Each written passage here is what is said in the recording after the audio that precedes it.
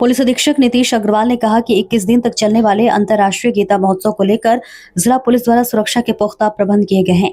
Police अधीक्षक ने बताया कि 10 डीएसपी सहित करीब 1200 पुलिस कर्मचारी सुरक्षा को संभालेंगे। यातायात को लेकर प्लान तैयार किया गया है, जिससे कि शहर का यातायात सुचारू रूप से चलता रहे।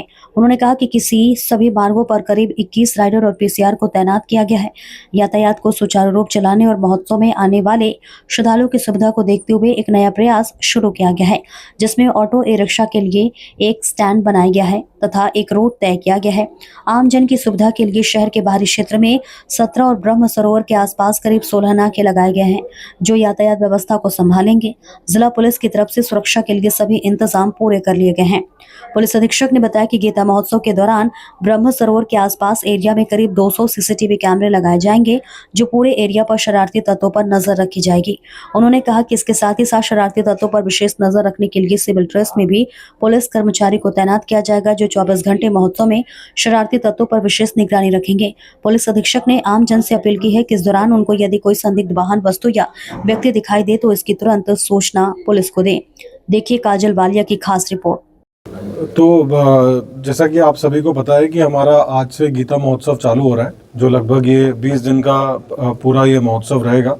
और इसमें हमने पूरे सिक्योरिटी के पुख्ता इंतज़ाम गीता महोत्सव के संबंध में करे हुए हैं, जिसमें हमारी लगभग 1200 की फोर्स डिप्यूट रहेगी और उसमें लगभग हमारे 10 जियोज साहिबान होंगे जो इसमें गीता महोत्सव में लगेंगे।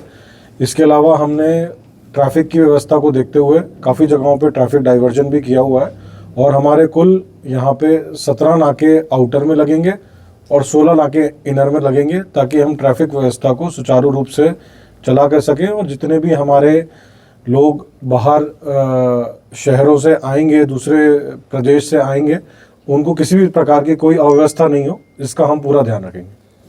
प्रधानमंत्री जी भी पहुँच रहे हैं गीता जयंती में, उसको लेकर अलग से व्यवस्था। हाँ जी, जो माननीय प्रधानमंत्री जी का जो प्रस्तावित प्रोग्राम है वो 25 तारीख का है, जिसमें भी हम अलग से काफ़ी ज़्यादा हमारी ड्यूटीज़ डिप्लॉय होंगी और उसका भी हम सिक्योरिटी प्रोग्राम, जैसे भी जो प्रोग्राम फाइनल होगा उसके बाद हमारा उसमें सिक्योरिटी प्रोग्राम उसके अलावा उसकी वो भी बनाया जाएगा। देखिए, रोड जो है, हमारे जो हैवी व्हीकल्स हैं वो जब ये मेला चलता है तो इन जनरल भी हम डाइवर्जन रखते हैं उसका, जिसकी हम डिटेल एडवाइजरी, ट्रैफिक एडवाइजरी जारी करेंगे। और इसके अलावा जो हमारा इन जनरल हमने इस बार नया मेले में जो करा है वो ये करा है कि हमने जितने भी हमारे ई रिक्शा हैं और जितने भी हमारे ऑटोज़ हैं, इनका हमने एक अलग से स्टैंड बनाया हुआ है, ताकि लोगों को भी कोई अव्यवस्था नहीं हो और जो हमारे साथी हैं ई रिक्शा के और ऑटो रिक्शा के, उनको भी किसी तरह की दिक्कत नहीं हो।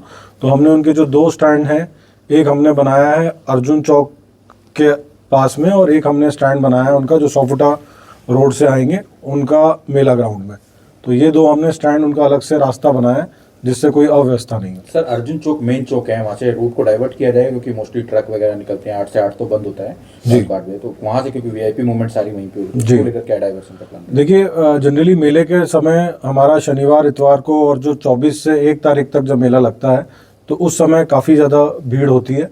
तो उसमें हमने जो हमारा देवीलाल चौक है, हम कोशिश करेंगे कि वहीं से ट्रैफिक को डाइवर्ट करके वहाँ से कोई किसी गाड़ी की किसी प्रकार से एंट्री नहीं रहेगी। तो थीम पार्क में जो हमारी मेन पार्किंग है वहाँ पे अपने व्हीकल लोग खड़े कर सकते हैं।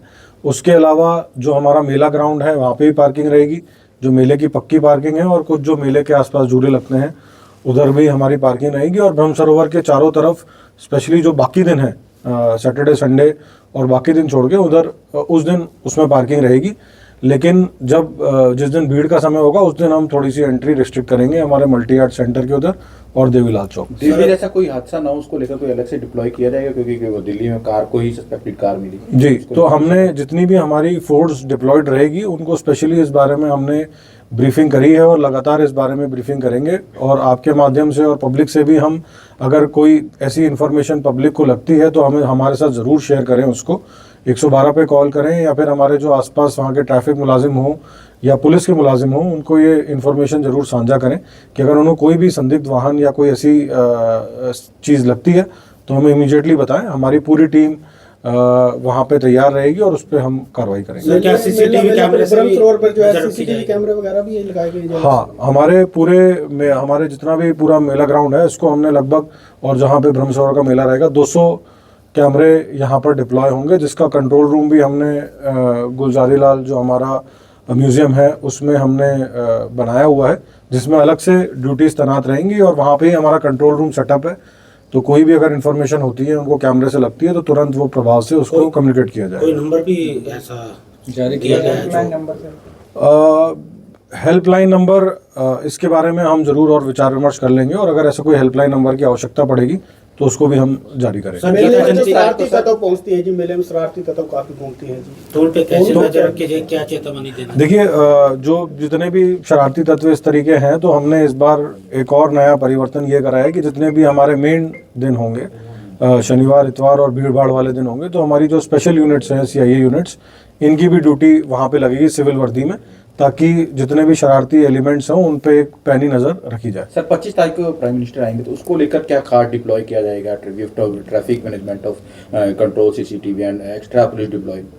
देखिए, जिस तरीके से भी माननीय प्रधानमंत्री जी का प्रोग्राम बनेगा उसके हिसाब से ये सारे डिसीजंस लिए जाएंगे सिक्योरिटी से रिलेटेड, कि कहाँ कहाँ हमारी डिप्लॉयमेंट होगी फोर्स की, और QRT टीम्स कहाँ डिप्लॉय होंगी, और कैमरास कहाँ कहाँ पे लगाने की आवश्यकता पड़ेगी। तो जैसे जैसे प्रोग्राम क्लियर होगा उसके हिसाब से हमारा सिक्योरिटी प्रोग्राम तैयार होगा। Thank you sir. Thank you.